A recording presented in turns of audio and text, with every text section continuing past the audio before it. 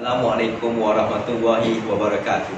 Teringat kala tangan ini mengelak sebuah buku atlas di perpustakaan, amati betapa kerdilnya Malaysia yang terpelosok di tenggara dunia. Namun jangan disangka cili tidak berapi. Kini Malaysia merupakan sebuah negara yang bangun gah di seantero dunia. Bahkan kata orang tua-tua, duduk sama rendah, berdiri sama tinggi. Hadirin sekalian, dengan nama Allah yang Maha Murah lagi Maha Mengasihani, jutaan apresiasi kepada barisan panel hakim yang sentiasa cakna akan keadilan serta berintegritinya saudara pencatat masa yang sentiasa menjunjung prinsip azaz, dan barisan pendidik budiman serta warga maya pendukung wacana wawasan negara.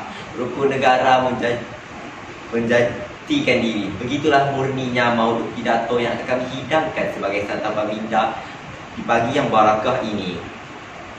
Keadaan negara Malaysia yang kita cintai ini semakin dipandang tinggi oleh masyarakat dunia lantaran kejayaan Malaysia mencipta nama dan mencorak bendera berharga dalam semua lapangan, sama ada dari segi ekonomi, politik dan sosial.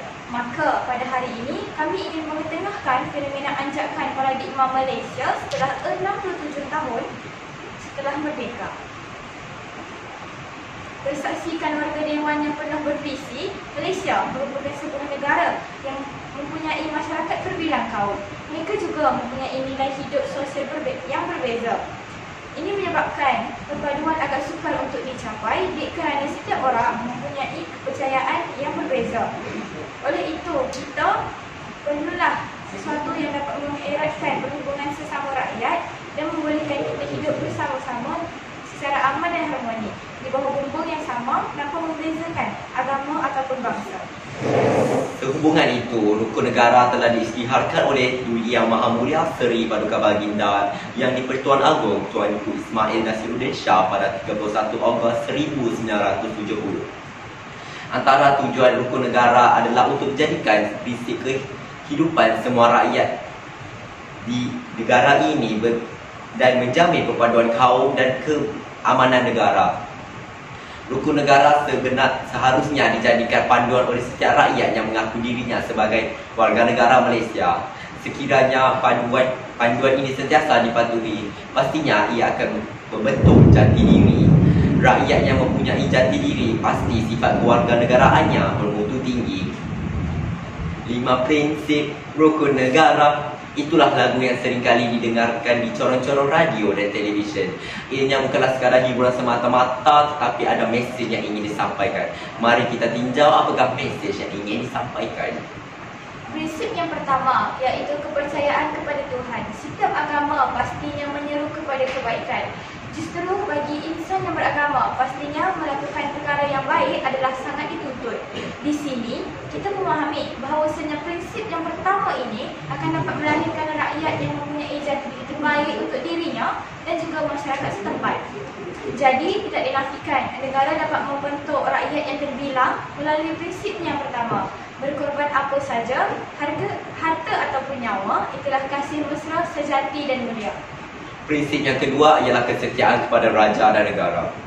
Prinsip ini menyeru supaya rakyat Malaysia sentiasa mengamalkan sikap taat setia kepada pemerintah dan juga tanah air. Rakyat yang taat dan sayang akan tanah airnya pasti akan berusaha untuk memajukan negara. Kesanggupan anggota keselamatan berkorban mempertahankan negara sangatlah dihargai.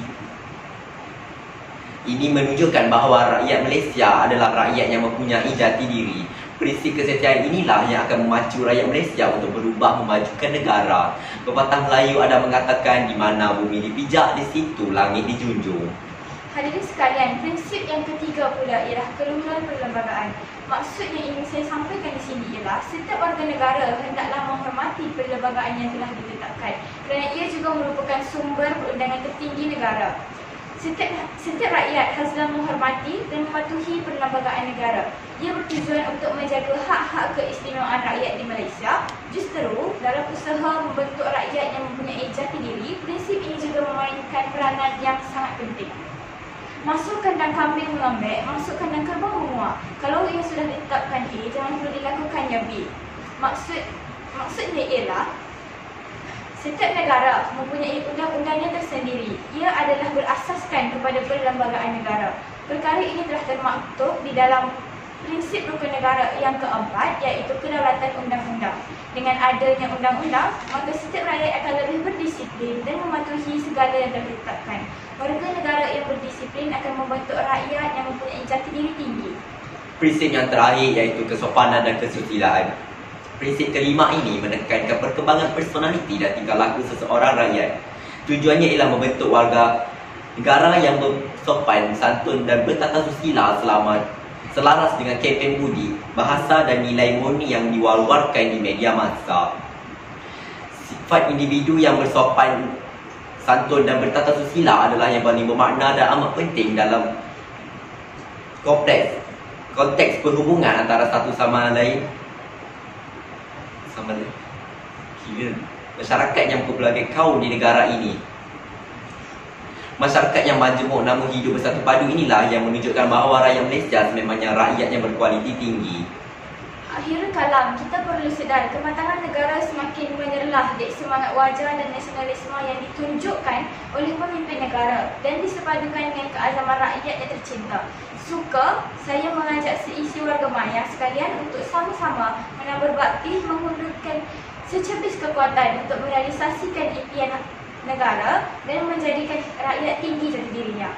Tanamkan tekad di dalam hati, bulatkan azam penuh berbisi. Jadikan negara Malaysia negara yang tersohor di mata dunia. Saya akhiri pidato kami dengan wabillahi taufiq wal hidayah. Wassalamualaikum warahmatullahi wabarakatuh.